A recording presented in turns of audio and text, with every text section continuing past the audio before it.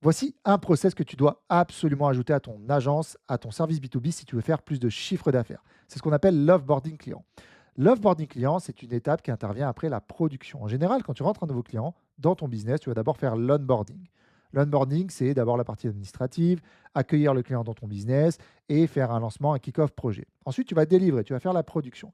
Et à la fin, tu vas faire ton offboarding, tu vas prendre entre 30 minutes, 45 minutes et 1 heure avec ton client en physique ou en visio pour passer par 4 étapes. La première, c'est d'abord le remercier chaleureusement. Merci beaucoup, on a adoré travailler avec toi, on serait ravis de le faire à nouveau une prochaine fois. La deuxième étape, c'est parler de satisfaction. Qu'est-ce que tu as aimé dans ce qu'on a produit, dans le travail qu'on a fait ensemble?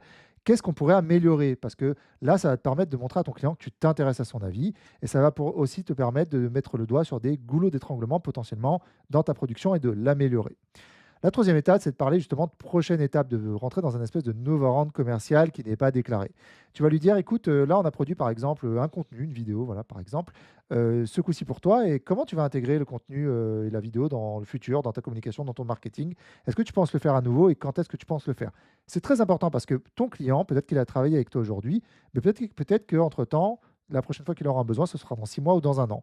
Si tu n'as pas déjà identifié des possibilités pour le futur, et bien peut-être qu'entre temps, il y a des concurrents qui vont s'intercaler entre ton client et toi. Puis il y a la courbe de l'oubli, il risque de t'oublier. Donc c'est important déjà d'identifier et ensuite de garder la relation en tension.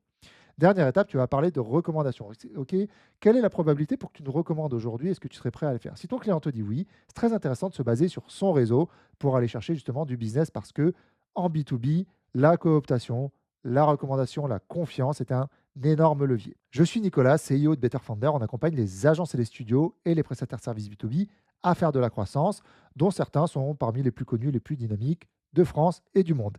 N'hésite pas à jeter un œil à mon profil. À très vite.